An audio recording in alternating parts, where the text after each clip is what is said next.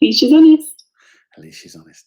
A very warm welcome back to Streaming School. Thank you so much for joining us again. And we're really, really fortunate to have Mr. Trevor Benstock with us, who is going to take us through a range of items to help us with our well-being, the way we're thinking about stuff, and obviously the way we're going to be looking forward to stuff. How are you, Trevor? Welcome again. Yeah, I'm very good, thanks, Liam. Nice to be here. Yeah, it's nice to do something different again. How are you finding the work-life balance at the moment? Yeah, I'm coping okay, actually. A lot of what I do is with a computer, so I'm desk-bound, even if I was at work. So for me, it's not a massive change. It's quite nice, actually, to be at home, so I can just walk downstairs and be with the family. It's quite a good thing, really. Yeah, I've been a homework fan for about 11 years now.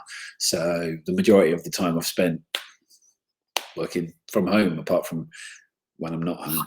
But it's a much more balanced way of life. But it can come very, very obsessive. Do you know what I mean? You're at the computer in the morning, the computer in the evening, phone calls, or there's no delineation. There's no differentiation. That's so true. I mean, that's a really important point, because when I move on to what I'm doing today, it's how you sort of separate yourself from getting a little bit too, stressed out and caught up in what your tasks are. The essential.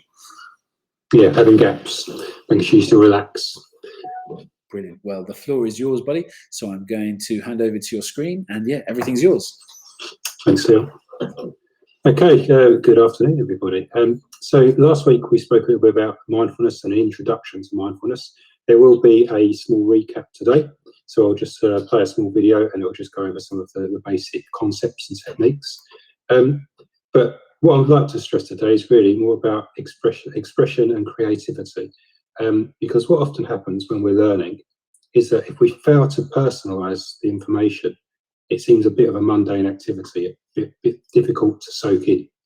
So what we need to do is bring ourselves to the experience. And that means personalising the information and also having fun with it. I just mentioned briefly before going into this lesson with Leon that it's really important to have fun and bring enjoyment to what you do.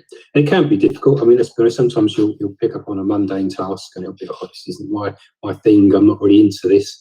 And you have to really get a bit creative and think, well, what is it about this activity that makes it a bit more interesting?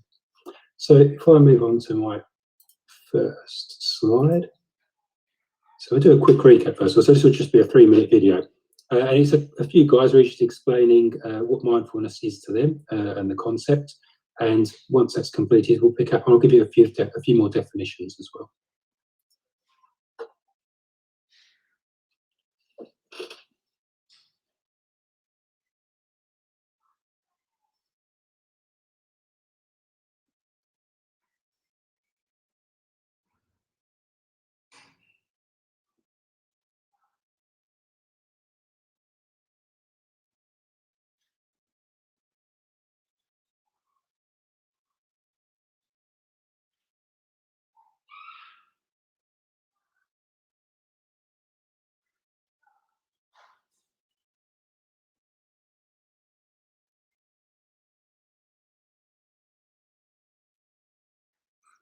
Trevor?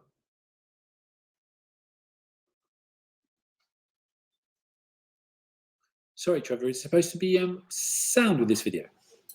Oh, sorry, you're not receiving any sound? No, apologies. I'm just okay. Because there were a few bits to read at the beginning. I don't know if you've got headphones in or if it's not. Yeah, I've got my headphones in and I can hear there's a commentary that goes alongside that. But no problem. So what I'll do, because it's only a recap, I can just talk about it rather than playing the video.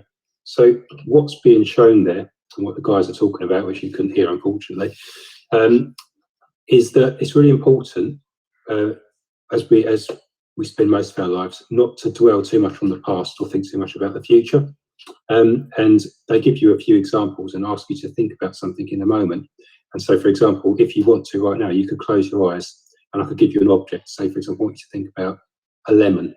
And if you think about the lemon, you want to maybe taste that lemon, see how yellow and vibrant it is. And you may be able to hold that in your mind for some time. And depending on how well practiced you are at visualization, you may be able to do it all the time that I'm talking to you. For most people who aren't well versed in mindfulness, what happens is that you start to, unfortunately, have other thoughts come in. And it can be quite random. It could be things about what you might think you're going to be doing later today. Or in some instances, it could be things about the past that are still on your mind and playing up. And they come into your subconscious. And before you know it, they're there right in the foreground of your thoughts. And we live in this modern society where we're constantly bombarded with so many distractions and events, and the news, if you watch the news at the moment, is very much all about the virus. But these things plant seeds in our subconscious, and it's very difficult to avoid thinking about them. So what mindfulness practice does is it allows you to just have a little bit of a gap between all the chitter chatter of the mind, and it frees you up just to focus on the now. Now, thinking of the moment and the now, unfortunately, is quite alien to us because, as I mentioned, we're so conditioned to always ponder the future and dwell on things that we've done in usually the recent past. And so it's a very healthy experience just to try to alleviate and take yourself away from that constant chatter of the brain. And that's really, in a nutshell, what mindfulness is all about. Now, there are a number of benefits that come alongside that, and that is physical health benefits, where you can just take some time out to breathe properly. Now, that sounds really crazy because you think, well, I'm breathing all the time. I mean, obviously, I'm alive. But many of us have what's called shallow breathing. In other words, we don't take in nice deep breaths and oxygenate our bloodstreams. And that really adds a lot of vitality to both our physiology and how we're able to think more clearly. So just by taking a deep breath, you might want to do that now as I'm talking to you. And you might just want to relax. And on the exhale of that deep breath, just allow the breath to go all the way out and then take another deep breath. And that's called cyclical breathing, and it's a fundamental point and part of meditation and mindfulness. And it just sets you up to be a little bit more relaxed. But at the same time, this is quite interesting. This is what science has discovered. It also adds a layer of focus. So you're able to concentrate more on the thoughts in the moment. That's a very simple exercise. So let me just move forward in my presentation. And I will show you the next slide. 1 second. Okay. So I just wanted to really remind myself, this is some of the points of discussion that I hope to bring up today. And it really is just reiterating some of what I've just said in what's gone is gone. You know, we're pre-programmed, preconditioned to dwell a lot on the stuff that's gone on in the past. It's really healthy to try not to get caught up in it too much. Seize the moment is a cliche, really, but it's so important that really what's in front of me right now, this is the important part of how I can make a difference to how I'm talking to you, and also your thoughts and what you think about in this moment are the key things. The most successful people make the most mistakes. Now, this is, you might find that's a bit funny just to throw that in there, but the reason that's important is because it takes a lot of courage in the moment to make a decision and act upon it. Often we get caught in like the static, the distortion of other people's influence around us and the scenario, and we forget that we can bring ourselves to the moment to make a difference, to make a choice, a positive choice as well, especially when it comes to, maybe in a classroom situation, contributing, putting your hand up and saying something which you feel is worthy of note. A lot of us sometimes we just sit back and allow the moments to pass us by. And the last point really on that, which I think goes alongside everything I've said, is the Shakespearean phrase that, all the world's a stage. And that is, we sometimes take things so seriously, we forget that we can make an impact and we can get involved. And we fear judgment too much, and we don't allow ourselves to bring that personal element of what we can offer to the situation. So I feel they're really important points. And when I'm practicing mindfulness, I sometimes, as I start to relax more and I start to get into the moment, I start to remember who I am in a funny way, and I release all of the influences that are around me. And it's a very freeing and powerful experience because I feel then I can contribute my part to a situation better. So let's just move to the next slide quickly from there. So yeah, again, this links directly to being yourself. I find it really interesting because from childhood, we imitate others, which is quite natural. It's part of what we do as mammals. But we often find ourselves compared to others as well, be that siblings or classmates, and we're indoctrinated. So we're told to follow. It's not such a bad thing because we're told to follow the rules and be polite. But of course, the important part of this is you mustn't forget to explore who you are, because we're all unique. So that can be through various things. It can be through arts, music, media, dance, sports, etc. I spend a lot of time working with athletes and footballers and boxers, and I try to help them discover what is it unique about them that can make them great. Because we sometimes try to mimic and copy other people, which is great. It's fine. You can learn a lot from doing that. But you should never forget, what is it that differentiates yourself? What is it about you that can change things up a bit and other people can't foresee or tell so much? If you were just trying to clone or replicate the movements of another person or the personality of another person, then they can quite quickly work out what's likely to happen next because they're probably aware of that person as well. Whereas if you're truly unique in yourself, then of course no one knows what's next. No one knows what to predict because you're orchestrating. You're in control. And I'll say there as well, you're the master of creativity. It's innate. I mean, we are human beings. We're very creative, just in our true nature. And it's a real shame if we never discover what it is that really gets those creative juices flowing. The last phrase I put on that slide actually says, it's a bit of sadness, really. You wouldn't want to be one of those people that always look to the horizon, and otherwise you look to what's outside of yourself, but you never look inside. So it's really important just to gauge that and understand that, look within, see what you are, see what excites you, see what you enjoy doing, and bring that to the scenario. Okay. So a lot of people, when I'm doing these lectures, they often say to me, well, that's all great, but I don't feel it. I don't know where the creative spark comes from. And in a way, it's something that's difficult to put into words, because when, again, in those moments of mindfulness, when you clear your mind, sometimes that's when true creativity kicks in, because you allow yourself to have that space.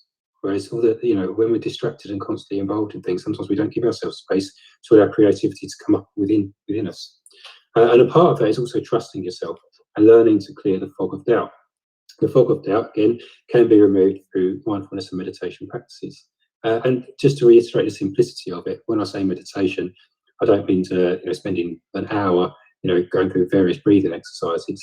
Unfortunately, because you couldn't hear the volume in the video, what the emphasis was is it's just a very simple process of taking a few deep breaths, allowing yourself to go, and you've probably experienced this before, where you just drift and your eyes seem to settle on something in the distance, and it just feels really comfortable. You don't really want to move your eyes away. Or in some cases, it'll be when you relax and you close your eyes, and you just allow yourself to move, not into a dream state, but you're just allowing all the visualization to be more emphasized. So again, I'll suggest you must have fun. Have fun with it. Having fun is really important to the way we operate as human beings, because it gives us, it changes our physiology, brings happy hormones into play, but it also forms very memorable experiences. That's very relevant to learning. So if you're struggling to revise for something or remember something, it's possibly because it's becoming so intense and you're not having fun with it anymore. Sometimes you need to associate what you're doing with something you really do enjoy, so you condition yourself to have fun with the subjects that you might be struggling with. And the last part of this is something called flow state, which I touched on last week, and I'll give you a quick example of that in a second. Now, flow state, apparently, and it's still being investigated scientifically, is equilibrium, whereby you've got relaxation, but also a level of focus. Now, the two sound like they contradict each other, but this is the irony, really, and this is what we're exploring through flow state. There seems to be a really interesting mental condition whereby you have optimal focus, but also optimal relaxation. And even athletes are known to achieve this. And also some people say freestyle rappers, as another example, they seem to, when they analyse their brainwave states, they go into this flow condition where they're nicely relaxed, but also operating at a really high level. And that takes practice, but it's something I find really interesting. And again, you can try and work out within yourself when you're in those moments of flow. We all have them, by the way, we have them regularly. It's just we don't label it and identify it. It's often when you're doing something you really enjoy. Okay, so I don't think this video will play sound, so unfortunately I won't play the actual video itself. I'll just tell you what it's about. It's a young child, and he's learning to play piano. Now, he's obviously got some natural ability and skills because he's very good at playing piano, but what's very interesting is when I think it's his dad, says to him, just enjoy it, have fun with it. You see a complete difference to quite a rigid form of playing a piano to a completely free-flowing flow version of that. And it just frees him up completely because he just allows enjoyment to come through. So again, in any practice, be it a learning practice or something where you're trying to upskill yourself, just allow yourself to come to that moment, have fun with it, play with it, enjoy it. And also don't worry if it doesn't work out. Going back to a previous statement, which was on one of the slides, it said the most successful people make the most mistakes. So, you should expect that, because if we thought that when we try something new for the first time that we're going to instantly be good at it, I mean, that would probably be crazy. It's asking far too much of ourselves. I know a lot of us feel judged, especially when we're in situations where others are there and they're viewing us and observing us. But we should still have fun and allow ourselves to recognise that mistakes will be made.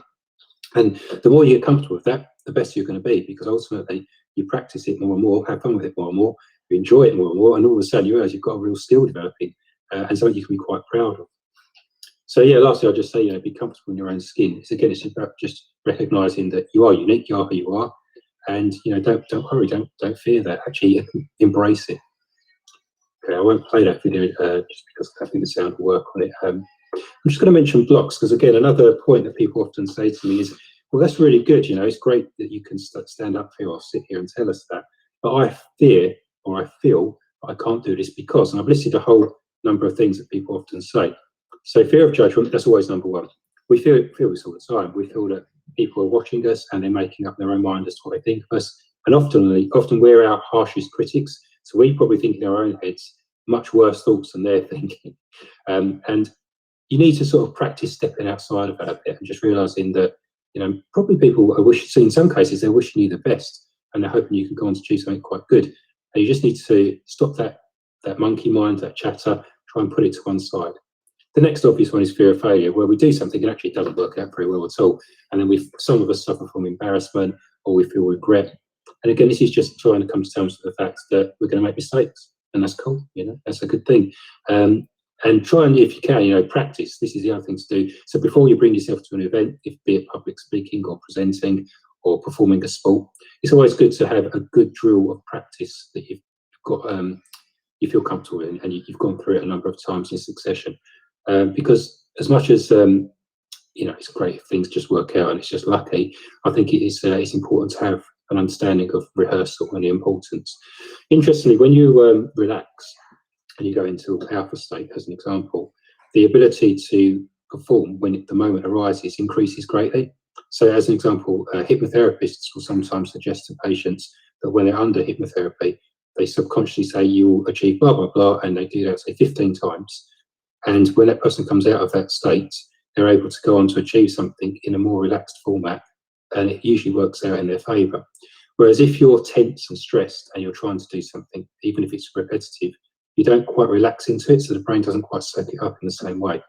And so that's, again, another reason why mindfulness, which allows you to relax, is beneficial to things like rehearsal and revision. So yes, I noticed the central theme of all the things which are above that. So if I just use my mouse here, so we can see fear of failure, fear of non-conformity, fear of alienation, and fear of ridicule. So the central theme, of course, fear. And fear, unfortunately, does govern and can block your potential. So just coming to terms with that, understanding it, and I say through meditation, trying to alleviate that feeling. Fear is natural and it's instinctive. It comes from what's known as the reptilian brain, and it's a part of our survival mechanism. I would say the only thing about our modern culture is it's emphasised greatly day to day.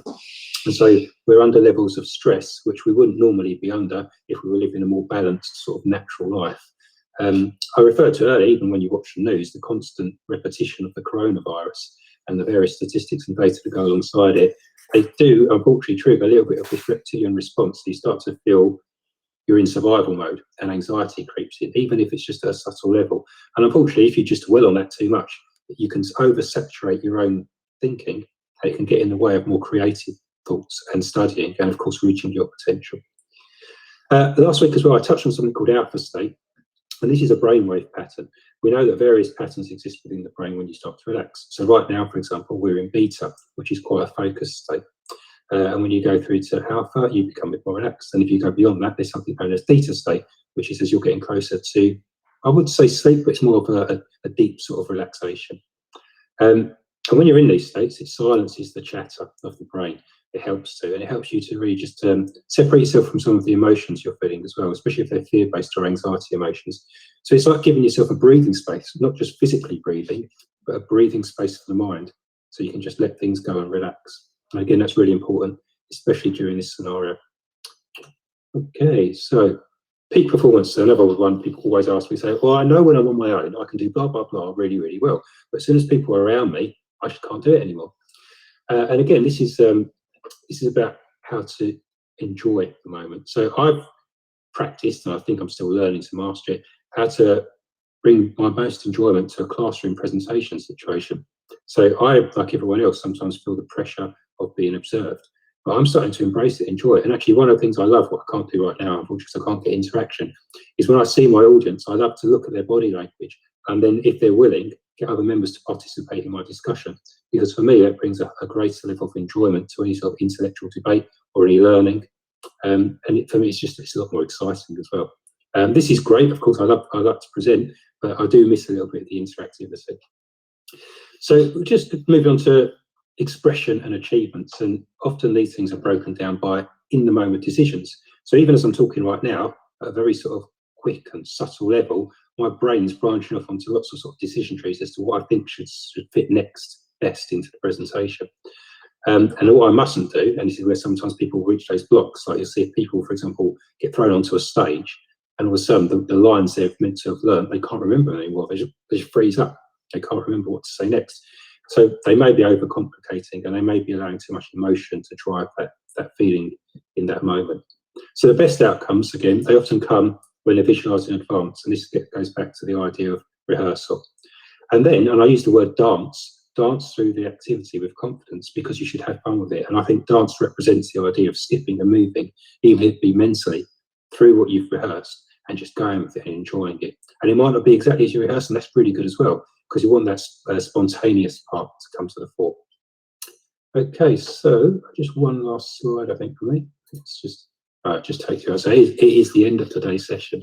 And so really what I'm trying to do today is prompt you into lots of alternative thinking when it comes to how you can bring the best out from yourself, and using some of the mindfulness techniques. Unfortunately, because the video didn't play, I can't show you or demonstrate to you exactly what the breathing cycles are like, but maybe in next week's session, I'll go through in a bit more detail some of the practices of the breathing and how that actually allows you to properly sink down into that relaxed state. Okay, thanks very much, everybody.